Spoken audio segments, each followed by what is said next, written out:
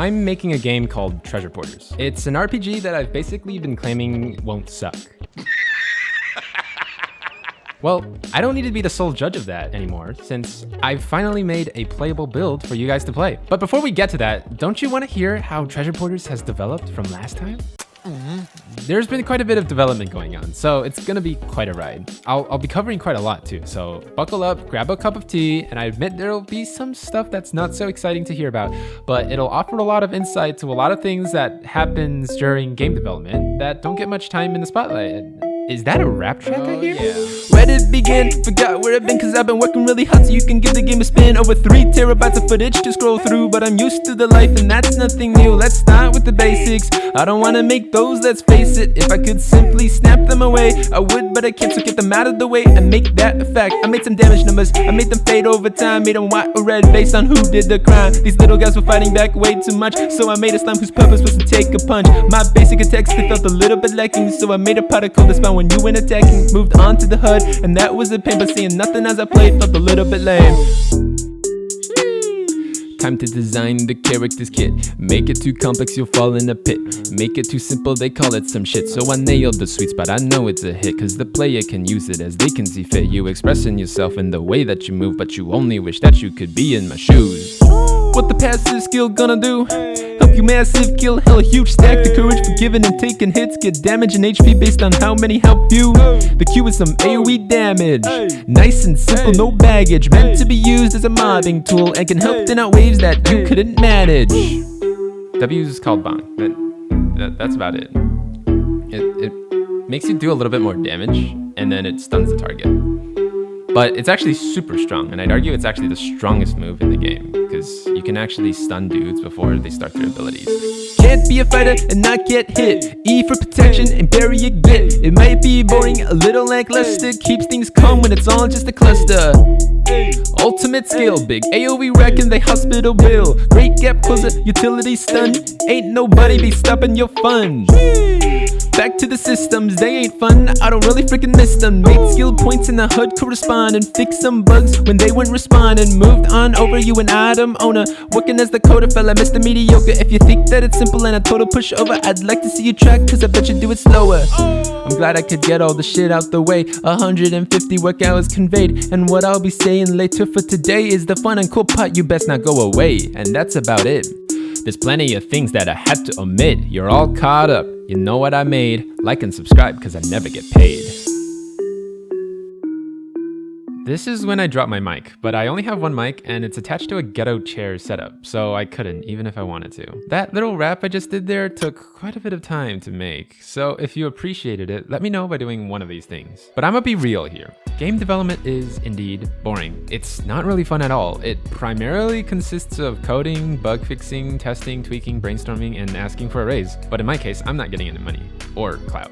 Not yet. What people are thinking of when they hear the words game development is actually game design. Everyone in the industry has a personalized take on the difference between the two, and to me, game design is just the process of thinking a game into existence, and game development is, well, turning it into a real thing in the world. So is game design fun? Hell yeah it is! Look what I made! A T-posing carrot whose primary purpose is to block your path to the squishy enemies? A daikon spring onion leek X chromosome, whatever you want to call it, that uses its head to create a ball of energy to attack you? A literal cow who has infinite HP and gives you money and EXP for dealing damage to it? I think I'm getting ahead of myself here. Before I talk about the enemies, I should probably introduce the overall gameplay loop to you guys. Well, it all started when I was like, I need an arena. Boom, I made an arena. It looks nice, doesn't it? Huh? Then I was like, this needs enemies. Boom, enemies. They spawn in waves. Then I was like, I could use a shopkeeper who sells you items that makes you stronger for the current mission. Boom, shopkeeper. He sells you items. Oh, by the way, I'm oversimplifying everything for the sake of presentation. And making things in games isn't always just boom, boom, boom. Unless you have money. Then you just tell your employees what to do and then come back in a week. So that's about it. Each mission is a 5 to 30 minute adventure to an arena where enemies try to kill you, you kill them enemies, you grab EXP and money, use that money to buy items, use those items to kill enemies faster, grab more EXP and money, and then extract home with the permanent loot that you grabbed during the run. The progression is similar to Warframe, Payday, or any game where you upgrade your character using resources that you acquire by going out on missions. Right. Except I don't have the progression ready yet.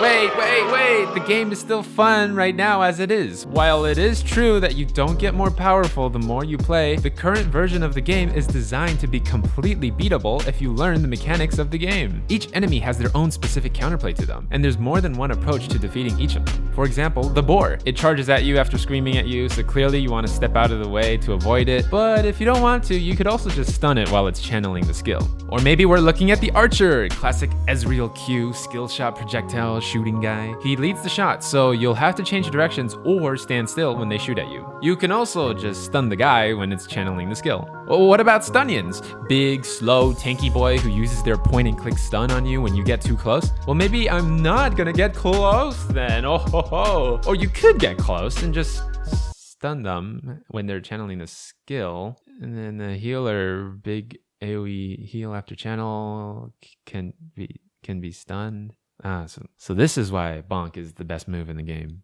And you know what? Abusing Bonk is just one of the many nuances that I've put into the game. One other mechanic is the interest mechanic, where a wishing well spawns with a shopkeeper and grants you either the Wish of Health, where you get a huge instantaneous heal, which can come in pretty clutch, or the Wish of Wealth, where you get 10% of your money as interest. I always take the Wish of Wealth.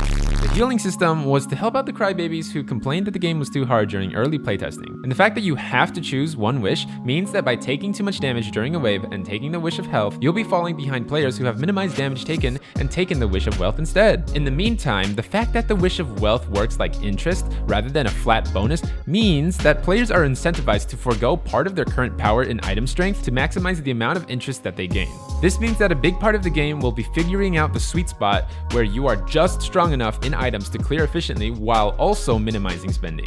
If you greed too hard, however, not only will you be at risk of dying to the waves, you'll also clear enemies slower. And I've made sure to make a population cap where enemies stop spawning if there are too many of its kind, so that 1, the player isn't overwhelmed by enemies when they're behind, and 2, they're simultaneously getting left behind in potential EXP and income, since enemies that would have originally spawned are now no longer spawning until you slay whatever's on your plate right now. So I encourage you to give the game a swing and try to beat the final boss. Right now there are only 11 waves, so the longest you could play is for around 15 minutes, and then however long it takes for you to beat the boss.